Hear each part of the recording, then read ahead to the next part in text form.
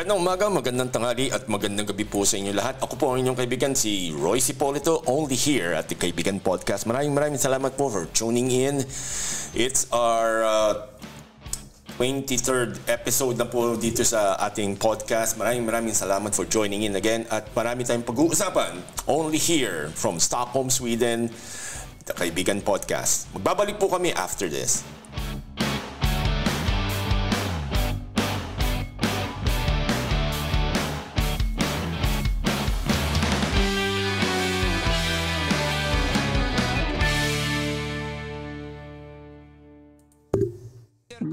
Meron po sir dito sa Italy naman kaming actual na kakilala. Napalaya sila ng apartment nila kasi tuwing weekend nagkakantahan.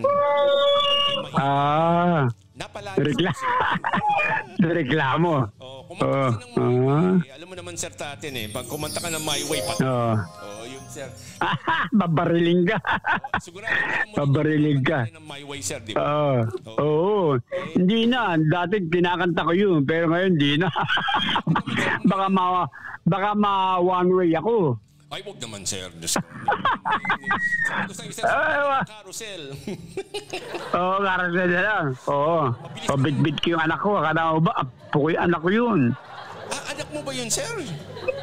Oo. O tsaka din mo ba? Hindi pa ba tayo mga agawa? Hindi.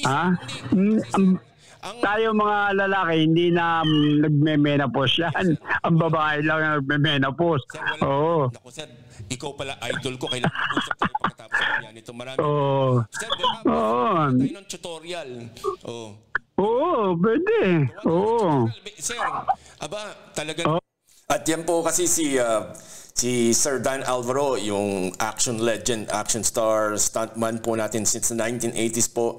Nakapanayam natin dito sa The Kaibigan Podcast. Very exclusive po. Maraming salamat sa inyo, Sir Dan. At magkikita-kita pa tayo ulit. And among our other guests pa noon at ngayon at hopefully in the future as well ay ito. Si Carlos Cipolito at of course, gusto ko lang magpasalamat sa aking number one dream job ever. Si Mama Rene Salud. Hoy, naunahan mo akong magpa-thank you sa iyo. Kasi Juliet ko yan naunahan mo akong magpa-thank you sa iyo. Kasi bait ka din ng kapatid mo, the best friend ko, si Ellie. And when Ellie told me about you, I was so happy na, meron palang makakaalala sa amin at makakatulong. Yun. And ako, Mama, thank you again for the amazing experience. And ako, uulitin natin to See you in Sweden. Yes, Mama. Thank you. Love you. Yes po, yan po naman si Mama Rene Salud, ang fashion designer, ang fashion advocate for Philippine fashion po. Yan. Ako, maraming salamat Mama Rene. At kami po ay bigyan mo ng chance na makausap, makasama. Ito pa naman na isa, si Jen Brau from Finland naman po siya.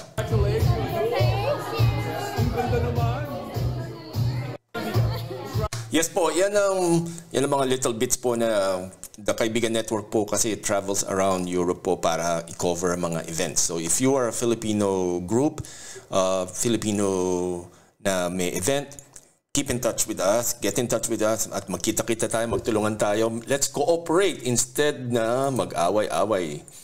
So, wag po natin kakalimutan yan. Again, ito pa is we have another Filipina. This is a stunner. Abangan niyo po ito. Hi, my name is Annalisa. I'm 21 years old and right now I'm studying styling communication at university. One of my passions are volleyball or singing or doing some modeling, and sometimes I like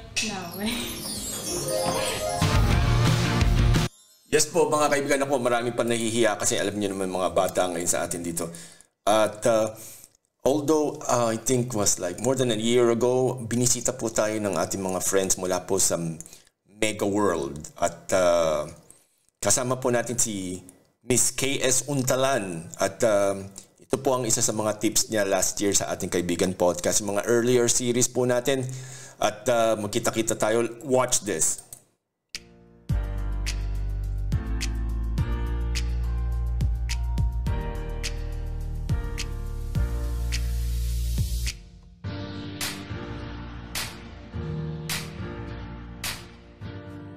3. Magandang umaga, magandang tanghali at magandang gabi po sa inyo lahat. Ako po ang inyong kaibigan, si Roy Sipolto mula po sa Usapan Business Kaibigan only here at TKN. Ngayon may kasama tayo talaga. Ito, bigatin to. Pero hindi bigatin na, alam mo na. Pero ito. Hindi figuratively. Pero may figure siya. Tsaka marami ko natutunan sa kanya. Kita ko ngayon last Friday. Ay, last Saturday yun. Saturday. Ladies and gentlemen, si Ma'am Karina. Hello! Yes! Mga kaibigan, kamusta po? Magandang umaga. Sa part ng mundo ko, we always say good morning or magandang umaga sa inyong lahat. How do you say magandang umaga? Good morning. Good morning. Ayun, good Yeah. morning. Good morning to all of you. Yes. So ayan, good morning, good evening, good afternoon kung nasa man sulok ng mundo tayo dyan. Ngayon mga kaibigan, doon sa mga kababayan natin na may mga extra money dyan o kaya hindi nyo alam kung saan nyo dadali ng pera ninyo, meron akong magandang suggestion. So si Ma'am Kay, wow, parang yung kilabot. Si Ma'am Karina, she would explain to us isang possible way na pwede nyong iparada yung inyong extra income para hindi siya naka-stay sa bangko, ma. So, ano mamang anyong balita? So, last Saturday kasi, based dun sa presentation na ginamit ko, by the way, I work for a real estate company. And Yeah, you can mention it, ma'am. I work for a real estate company, and normally I give out talks about on how to do or on how to deal with your finances. Of course, as a real estate professional, I don't want to burden my clients because, of course, my forever goal for them is that when they buy a property, it's longevity that they should aim for. Depende sa kanila kung ang purpose ng pagbili nila ng property is to save or for their retirement or just something na mag-earn ng income habang natutulog sila or habang nag-work kayo dito. Oh, wow, natutulog. Or yung mga na-meet ko kahapon, they call themselves Dora. Kasi they like to travel. So sabi ko sa kanila, I don't want you to offer a property that would stretch you out financially. Because at the end of the day, taking care of ourselves is far more important din talaga. So kasi pag nababurnout ka or napapagod ka, you have no way to relax. Medyo ang hirap ng buhay natin dito, ang lamig. Ang lamig-lamig po dito sa lugar ninyo. Oh my God, nag-snow kagabi. Yeah, Merry Christmas. Happy New Year! Ayun. So yun. So sabi ko sa kanila, it's always important that when you wanted to buy something or you wanted to invest into something, before you dive in, you always have to check your finances very well. Kasi for example, may gustong-gusto kayong investment. Kasi there are different kinds of investment, by the way, not just real estate. Okay. So we have mutual funds, we have bonds, we have stocks, we have Alright. Bitcoin as well. Uy. Marami dyan yung mga negosyo na pwede kang parang bibilhin mo siya in franchise, parang ganyan. So nauuso din yon. So you can also check those. And of course, real estate. Yes. No? So real estate has proven a proven industry na very resilient siya through any crisis, pandemic man yan, or global economic crisis, nandyan pa rin talaga siya. So, prices of the real estate never goes down. In fact, it always goes up. So, depende kung saan kayo bumibili ng property. So, ang dami kong sinabi, di ba? Oo naman. Oo, Hindi, pero sa napakadagdag totoo lang, natin. hindi ma'am, sa totoo lang, yung real estate, hindi kayo masyadong pagod. Kasi pag nagtayo ko sa pagkain, araw-araw yan, nakatali kayo. Ano pa Totoo. yung, oo, tapos yung mga ibang business naman, mas kukuha ka pa ng tao. Ito, nakaupo lang yan siya dyan. Kikita siya. So, parang magandang parking lot. Kasama bang parking lot yung mga ganyan? Depende. Normally we offer parking spaces so they can also buy it alongside with their unit. Pwede rin naman silang bumili. Ako, I have few na walang parking lot kasi I don't intend to live there. Okay. So, Ay, binili wow. ko yung properties for, one is where my sister lives. Kasi nag-aaral siya sa Manila. The other two, I only bought it just for an investment kasi I wanted a property that, you know, it's easy to rent out. So, for example, one of the tips that I can give you before, kasi alam ko may hinihintay siyang sabihin ako, yung tungkol, money matters yung hinihintay Ay, niya. But, iniintay ko yung discount ko sa unit ko.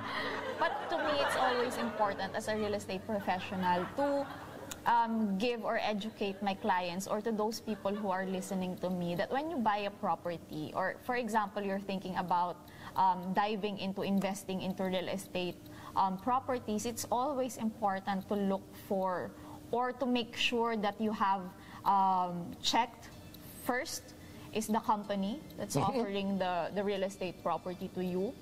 It's your responsibility to do due diligence. Yep. It's very important because you need to know if that company is stable enough na matatayo ba yung building na binili nyo.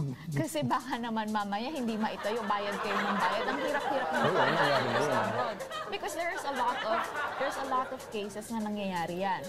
Number 2, do they have offices, especially internationally? Kasi marami sa inyo, marami din ako na-encounter or maraming nag-walk-in sa offices namin.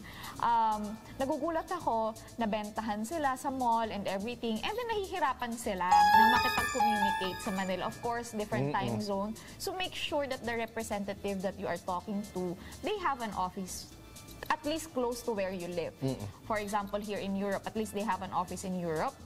Number 3, diving into the property itself, you have to always consider location. The location of the property that you are interested in. Kasi location is very important. I would always say this, location, location, location. Yan ang pinaka-importanting bagay. Maliban sa payment terms ko, yan ang pinaka-importanting bagay that you have to consider because at the end of the day, may mga namimit ako na, ay ayokong bumili ng property dyan kasi traffic. Yun yung iniisip nila. But look at it this way, ha? Look at it in a business mindset. Kapag may foot traffic or kapag traffic, ibig sabihin yung lugar na yon is a prime location. Yep. Madaming dumadaan na tao, 'di ba? So it's good for example, you wanted to buy the property to rent it out. Madali siyang iparenta. Yeah, madali makakita ng tenant. Very Pero sa easy. gupat, hindi kayo makakakita ng tenant basta-basta. Totoo naman. And then of course, pakilang number na ako, nakalimutan ko na. Basta marami siyang numbers. So yung sumunod po, apart from location, you have to consider what is the reason why you're buying the property. Kasi many of us, we consider, madami ako na-meet before na gusto agad nila house and lot. And then I always ask them, bakit house and lot yung gusto mo? Bakit Are ba? you retiring? Kasi some of them I agree. So kinukonsider ko naman yung opinion nila. It's not that pakialamera po ako, pero minsan talaga medyo sinusway ko sila sa ibang direction because I met a lot of clients na they would insist on buying house and lot because it's for their retirement.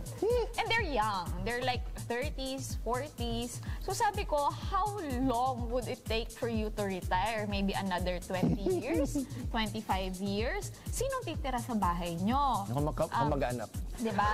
So, minsan, pag uwi nila, dilapidated na yung property. It's so hard to have it rented out. So, yun. Yung mga ganong instances, sometimes naman, gusto ko po, may kakilala ako dyan, gusto niya lupa. But then again, you know, it's if expert ka sa like you kasi you do raw land. So kung expert ka doon, even my parents, they're very expert on that. I never tapped into it kasi sila naman yung experts. So if I'm interested in raw land, sa kanila ko na dinadivert. May kasama pang rebelde yung nabili namin. Mga kaibigan ko dyan sa mga isang isla dyan sa Visayas, may kasama po kami mga rebelde. Pero yun ang tagabantay mo ng property.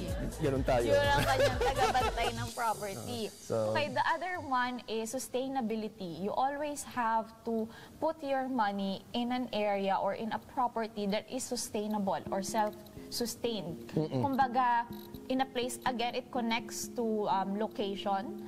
Of course, dapat yung property na bibilhin mo. Parang ganito, parang city center. Very close to city center, madaming foot traffic, may mga office buildings, so it's easy to rent out. It's easy to flip or it's easy to do reselling. So again, ito yung 3 options nyo when you're buying a condominium in the Philippines or properties in the Philippines. Di ba naisingit ko siya? Oy, makinig kayo. Ito, pagkakataon nyo na Ayan, so kumita sa mga pati. interested dyan, ako, I always tell my clients, for example, bibili kayo ng property na pre-selling. So pre-selling, ang ibig pong sabihin yan, it's either kaka-launch ng property or ginagawa pa siya under construction. So, minsan, may mga questions. Pero sure na yan na Yes. May kasi meron siyang set date kung kailan siya matatapos. Okay. Bakit maraming taong bumibili ng properties nang nasa pre-selling stage? Ako po, most of my properties, I bought it during the pre-selling stage. I have 2 condos that I bought na RFO. Na RFO meaning ready for occupancy or pwede mo nang lipatan. So the property that I bought for my sister, actually, the same day, I paid for the reservation and down payment.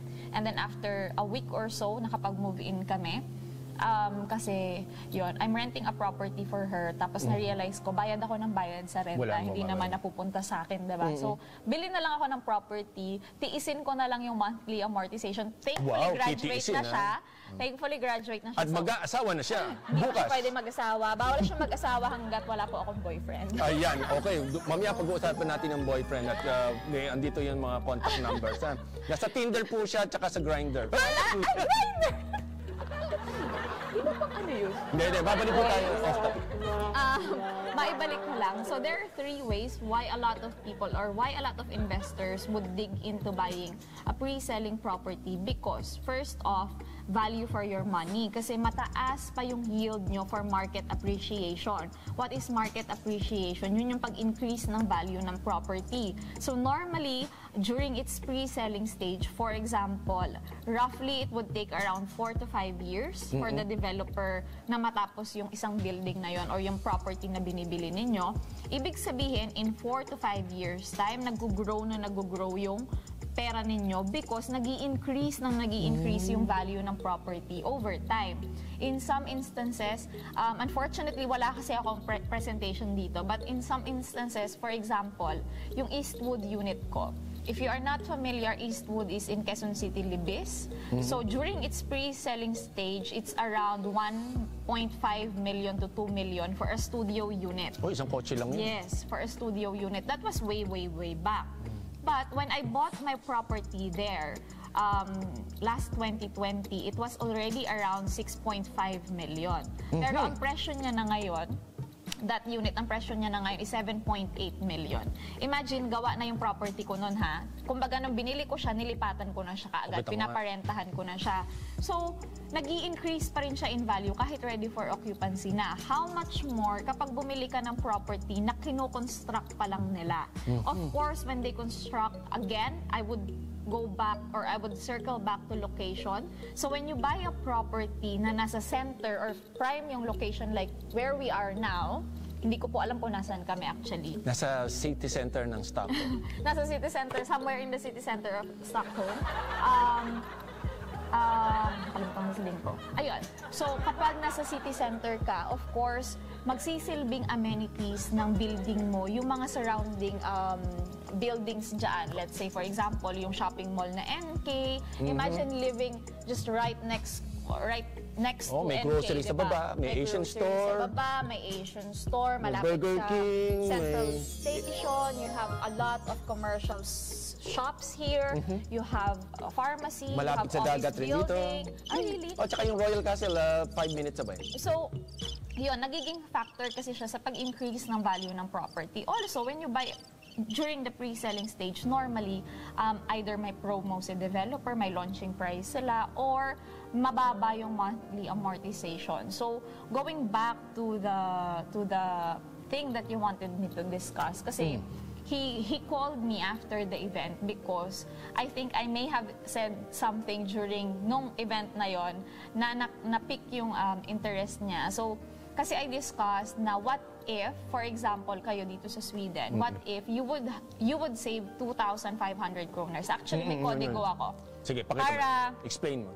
Ito yung kodigo ko. So I have Ilalagay natin yan sa screen. Yes, I will give you a copy. So we researched this one. So for example, you would save up 2,295 kroners. So that's 2,295 kroners a month. Annually, ang na-save mo po is 27,540 Swedish kroner yan. Apparently, dito sa Sweden, kapag may savings account ka or yung magsisave ka sa bangko, ang maximum interest nyo kasi is naglalaro siya between 4 to 4.25. Depende sa bangko. Pinakamataas nyo na is 4.25% kapag inilagay nyo po yung pera nyo sa bangko. Again, don't get me wrong. Baka sabihin nyo, bakit tinuturuan nyo kami na huwag mag-save sa bangko? It's very important that you have savings in the bank also. But do not put all your money there kasi patutulugin nyo siya. For example, in the Philippines, I mentioned earlier yung bonds. Oo. Naglaro ako dyan kasi I wanted to try para naman alam ko kapag ina-explain ko siya. So there was one time na nag-bonds ako. Parang naglagay ako ng 50,000 pesos. So yung pera ko nasa bonds lang siya ng isang bangko. After 5 years, na-interesa naman ako ng 50 pesos per year. So I got 250 pesos. So ang naging pera ko na is 50,250 pesos. Di ba? Ang saya. Big time, big time. Ang saya. So nalungkot ako. Hindi ka ba nalugin? Hindi ka ba nalula sa... Straight ako. Kasi sabi ko, my God, pinatulong ko yung pera ko for 5 years sa bangko na to. Tapos 250 pesos lang yung in-interest niya. So same goes with the bank. So balik tayo doon. Kung 2,295 ang savings mo, kumbaga, yun na yung parang panggala mong pera or extra money mo na apart from your own savings, ang interest rate niya annually is 501.32 kroners. That's annually, ha? Yung sa kroner po kasi, doon sa mga hindi tiga Sweden po, sa ngayon, as of November something ngayon, times 6 pesos so ang isang kroner. So times 6 nyo lang ng time. Pag kayo, times 6 lang, times 6. So sinasabi ni Madam na 2,000 plus. So nasa under 13,000 pesos lang isang buwan po yun. So, roughly 13,200, mga ganyan. Kita mo nga. Mga ganon halaga siya. So kung magsisave ka ng 2,295 per month, for a year, with interest sa bangko, ang makukuha mo is 28,041.32 kroners. That's your annual income with interest from the 2,295 na sinisave mo. If we multiply that by 5 years, that's roughly around 151,000 kroners. Sinabi mo eh. Based sa computation ng aking researcher na nandito po siya sa likod ng camera. Head of Economic Research and Development of the... So, ni-research niya talaga yan. Of course, there are also properties that would only cost around that much. So, hindi masyadong masistretch kayo financially. And if you put your money into, for example, one of our properties that we offer, it's roughly around the same amount. Kaya yun yung ginamit kong computation. So, yung monthly amortization niya is around 2,295 lang per month. It is the same thing actually. So, in 1 year, 27,000 din naman yon. Right? So, sabihin mo, paano naman ako kikita doon kung same lang naman pala sila? So, in 5 years' time, imagine, conservatively, nag-increase yung value ng property, say 1 million pesos in 5 years. That's very conservative, given that the properties that we make is basically in a center or a city center within the city center. Ganon kami mag-develop ng properties. So we have shopping malls inside, we have parks, churches, we even have properties na papagawa namin ng sariling train line nila to make it more accessible. Diba? So for that property alone, let's say nag-increase siya in value ng 1 million pesos. And 1 million pesos is roughly around 100, yung mathematician ko, it's around 167,000 kroners in a year. Or in 5 years, that's your income pala. So, totally, yung sinave mo na 2,295, nilagay mo siya sa property. Diba? In 5 years' time, ang naihulog mo sa property is 137,000 kroners. Hindi ko pa nakakalimutan yung 250 pesos mo. Hanggang doon pa lang ako. Joke lang, pero hindi. Pero kita nyo, maganda yung mathematics sa totoo lang. Diba? So, if we total your 137,700 na naihulog mo for that property, that's only 2,295 kroners per month. Ang total niya po in 5 years' time is 137. If we add the market appreciation, yung pag-increase ng value ng property, na ang computation ko po is only 1 million pesos in 5 years' time. Very conservative na yon. That's roughly around 327,000 kroners in 5 years. Oh. So, ang kinita ng pera mo na hinuhulog-hulog mo is 327,000 compared kapag nilagay mo siya sa bangko. At hindi mo rin lahat yan dapat ilabas ng isang baksakan lang. Yes. Para ka lang din nag-aalkan siya. Para ka lang din nagsisave sa bank. Kasi if you tell me, for example, kuya, na yung 2,295 mabigat siya kapag inilagay mo siya sa investment. Because then again it's not difficult to invest your money. You know what's difficult? What's difficult is committing to it. Totoo yun. Your commitment, kasi syempre hindi lang sa relasyon, kailangan ng commitment. Oy, wow. Yes, pati po sa ating future, dapat committed tayo. Because I started investing when I was 26. Okay, Because 27 pa lang mo siya. 27 pa lang ako ngayon. Yes. Rounded off na yan, to the nearest 1,000. But then again, my goal was to retire by 50. 28. By 50. 50. By 50. So I have ample time pa kasi I wanted my properties to be paid off by themselves. Kasi for example, you would buy a property in the Philippines. Tapos sasabihin mo, gusto kong bumili ng property dyan, kaya kong hulug-hulugan monthly. Pero anong gagawin ko sa property ko? O yun. Madalas That's yan tanong. where property management comes in. In fact, yun yung isa sa mga bagay na na-realize ko because I've been in the real estate industry for 10 years. So, ang dami ko ng mga clients na na-turnover na yung unit nila. Nakakatuwa naman kasi the moment na ma-turnover yung unit nila, mabigay yung susi sa kanila, ang next na tawag nila, ma'am, gusto kong parentahan yung unit ko. Ano pong gagawin ko? Of course, before I would recommend them or I would refer them to my leasing brokers because I know few people and yung mga tao na nagpaparent mismo ng sarili kong unit. But then I decided to just create. Dahil maraming naghahanap. Yes, maraming naghahanap. And then it's not only for my own clients kasi sometimes I would meet people from the event as they already have properties as walang nagmamanage for them. So I decided to create a company that would help them. But this is just for leasing Oo. Pwede ko po kayong i-refer, kunyari, bumili kayo ng property tapos ibibenta nyo in the future. I-refer ko kayo sa mga nagbo-broker na kakilala ko. Di ba? Yeah, kasi you'll never know what you wanted to do with the property. But I've met a lot of people na ang gagawin nila, bibili sila ng property sa Philippines. Kasi grabe yung your market appreciation natin. Grabe sa Philippines. Ang ginagawa nila, bibili sila ng pre-selling sa Philippines. Yeah. If-flip nila yung property, let's say after 5 years, na turnover na, bebenta nila yung property. Siyempre, nag-increase na siya in value. Ginagamit nila yung pera pang down payment sa mga properties kung saan Tuloy-tuloy sila na yan. nakatira. Tapos it's a cycle na ngayon. Yeah, So, and then, ano na yan? Pag ganun. nag-roll lang siya na nag-roll. I have one client, actually, I learned so much from her.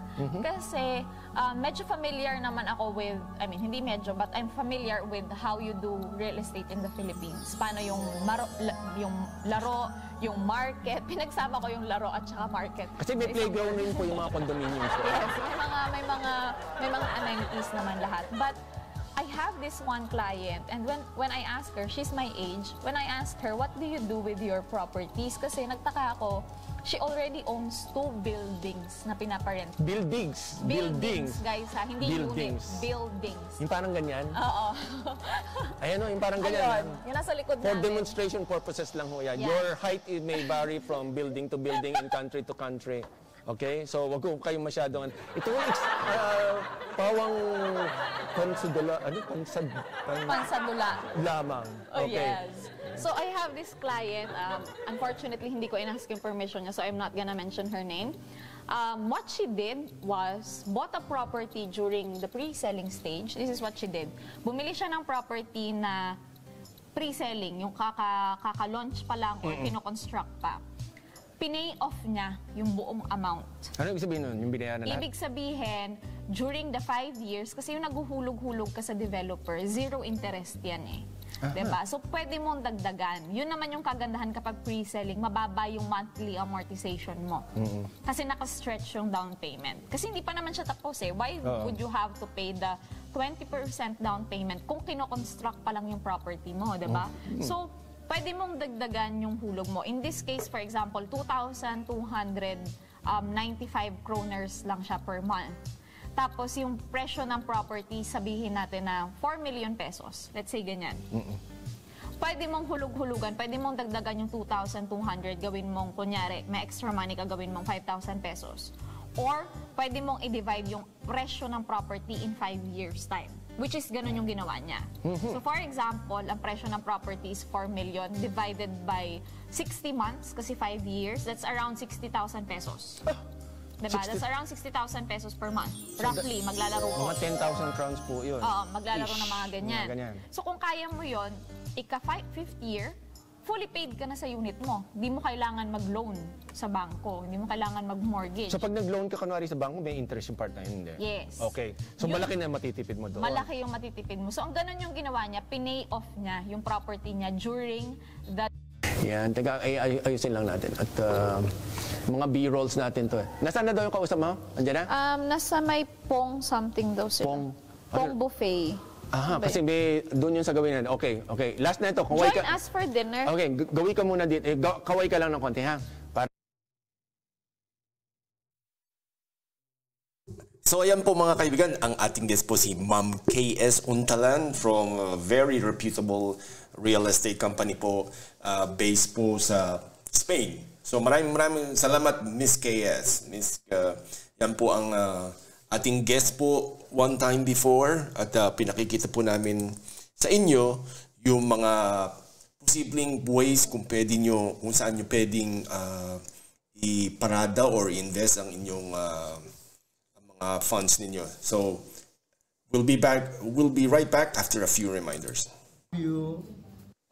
Magandang umaga, magandang tanghali at magandang gabi po sa inyo lahat. Ako po si Carlos Polito at of course, gusto ko lang magpasalamat sa aking #1 dream job ever. Si Mama Rene Salud. Okay. Naunahan mo akong magpa-thank you Tsaka si Juliet ko yan, ha? Ay, naunahan mo akong magpa-thank you sa iyo. Kasi bait ka din ng kapatid mo, the best friend ko, si Ellie. And when Ellie told me about you, I was so happy na, meron pa lang makakaalala sa amin at makakatulong. Oh. Yun. And ako, Mama, thank you again for the amazing experience. And ako, uulitin natin to, ha? See you in Sweden. Yes, Mama. Thank you. Love you. Love you. Magandang Yan po, yan.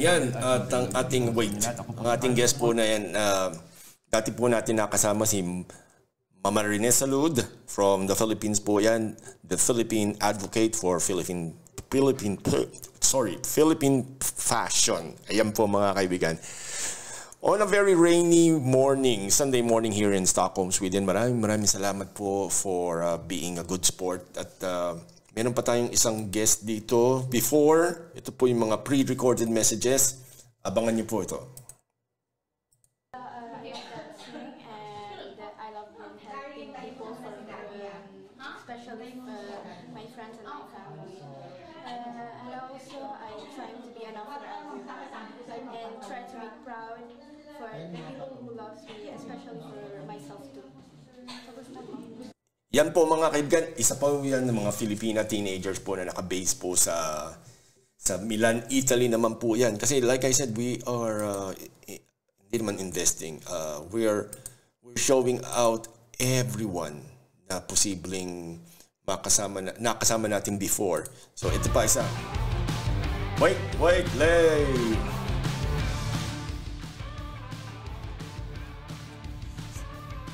So mga kaibigan, like I said, maraming salamat po sa Ateo Couture para lang siya po ang siya yata #1 na sa buong Milan or even in Italy regarding this one. So again, another Filipino-Italian teenager po.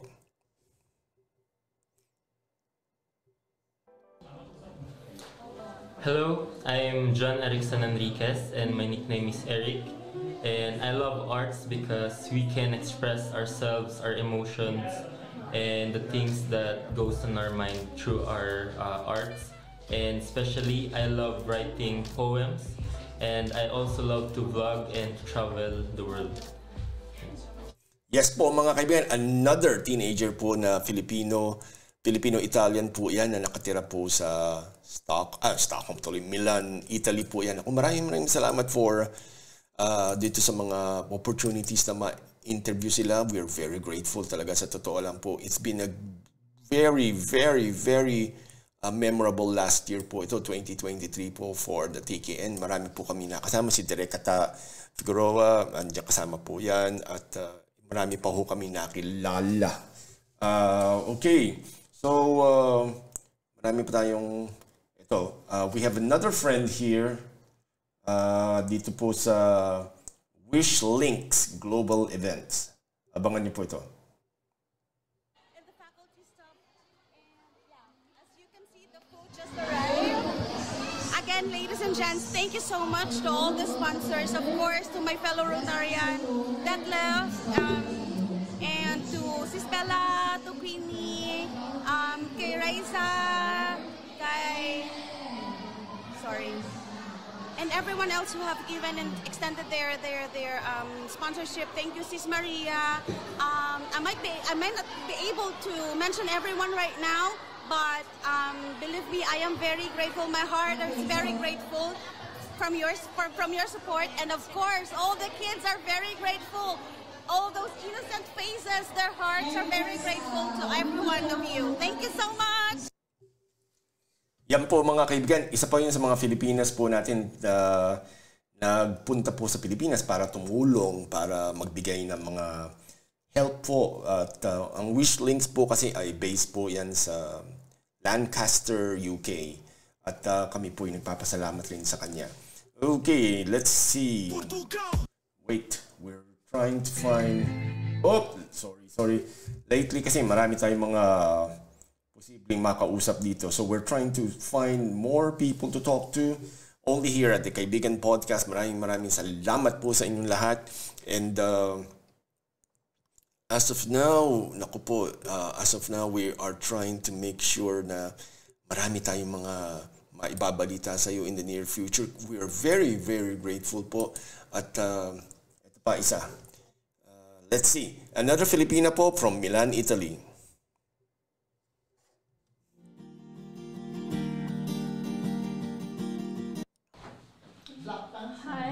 Princess Heart Bernadette Pano. I am 14 years old. I am from Milan, Italy. I like nature. Nature is ultimate inspiration, and I like making pictures and videos because it keeps memories in me. And my talent is dancing. Yes po mga kaibigan, maraming salamat po as well. At ito naman po, gusto natin pong, like for example, we have a lot of Filipino friends po na mahilig po tayong sabihin na natin umaatin ng mga kasal. If you really want world-class fashion designs, wala na po tayong ibang pupuntahan, especially kung nasa Pilipinas, kundi si Mama Rene Salud. And sabi ko sa inyo, get in touch with her. Madali naman pong hanapin dyan. Andyan lang po yan sa... Meron siyang shop sa New Manila at puntahan niyo po. At like I said, she's one of the most adorable fashion designers. Pwede nga papasa nga na komedyante eh. Hindi kasi talagang malambing siya, tapos marunong magpatawa, especially down to earth pa. So naku, matutuwa kayo dyan. And then, ito yung isa sa mga adventures niya.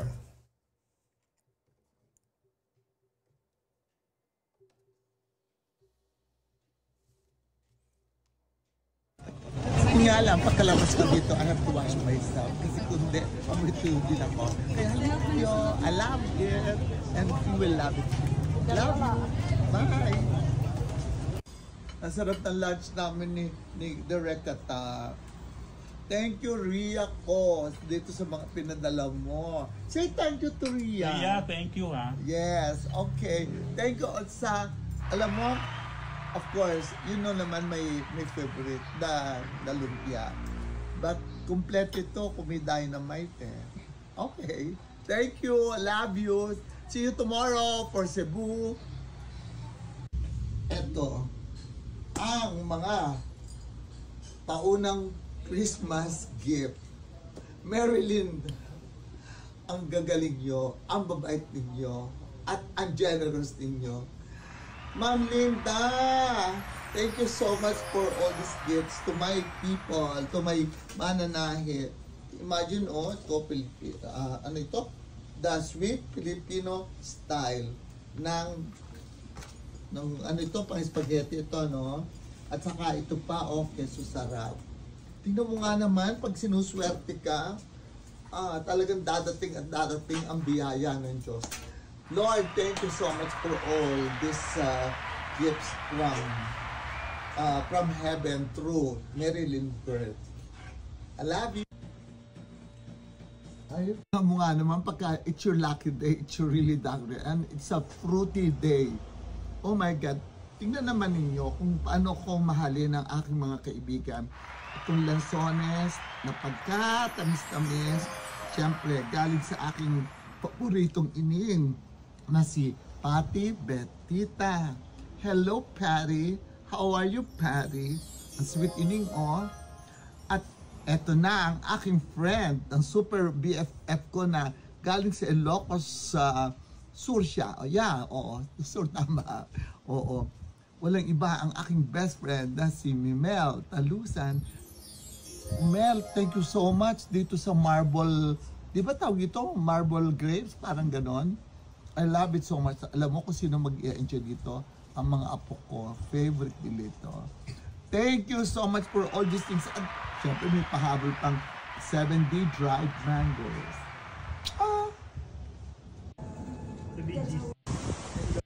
Yan, tingnan mo nga naman ang swerte. Hindi ko akalain, aataglan ako ng press con. Eto, may tinapay pa akong iuuwi. Thank you very much from Louis Bakery. Siyempre, ito yung Tinapayang Festival, ang tinapay ng Maynila.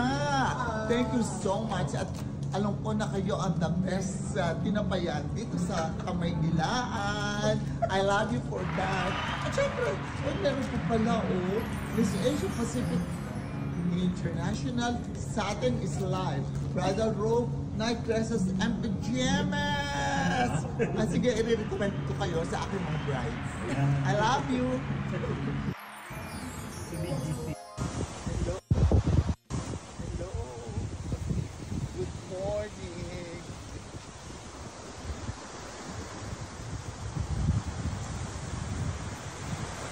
We're basically watching one of the reels of Mama Rene.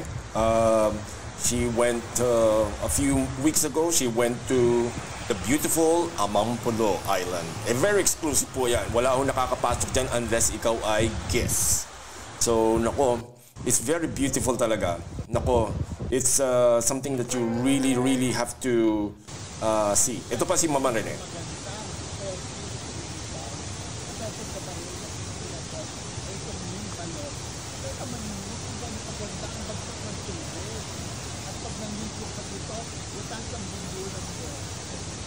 Yan po. Kasi si Mama Rene, she's always traveling everywhere.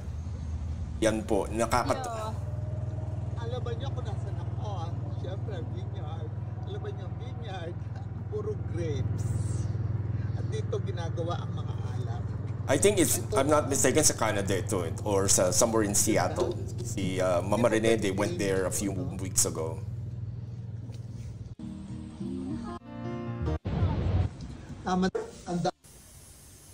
What can I say?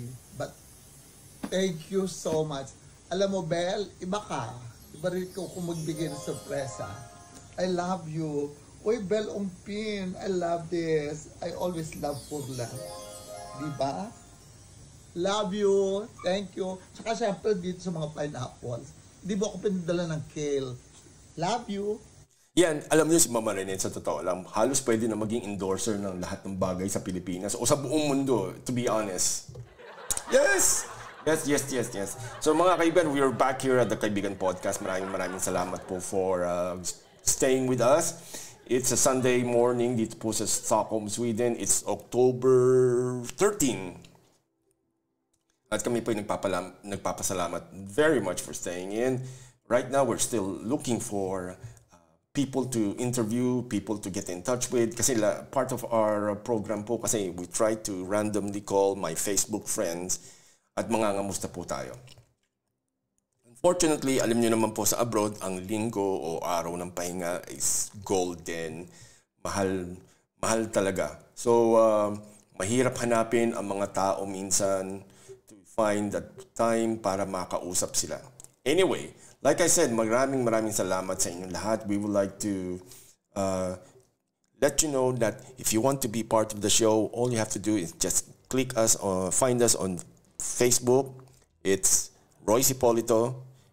And tawag dito, Instagram, The Kaibigan Network. Maraming pong salamat po sa inyong lahat kasi we really appreciate ang mga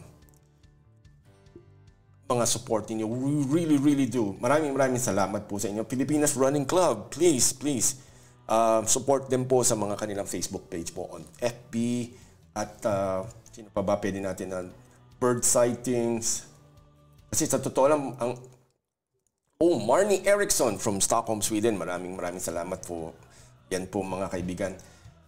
As of now, we are really have to go. At magkikita tayo very soon. Dito lang po sa The Kaibigan Podcast. At tayo po ay magpapaalam na for now. At kasi it's that time, part of the show, to have to say goodbye for now. But like I said, abangan niyo yung mga future episodes natin, mga showbiz, mga artista, mga singers, mga celebrities from the Philippines, and hopefully dito rin po sa Europe, sa abroad po, magkita-kita po tayo lahat dyan. We are very grateful for all of the support. Ako, maraming salamat po, Sir Dan Alvaro, the stuntman legend, stuntman action man legend po yan sa Pilipinas po. Maraming salamat po. Lahat po ng ating mga friends from all over the world. Maraming salamat po. I just cannot stop saying thank you pero wala tayong magagawa. Only here at the Kaibigan Network po. We'll see you soon. Magkita-kita tayo again. Enjoy, drive safely. Till next time.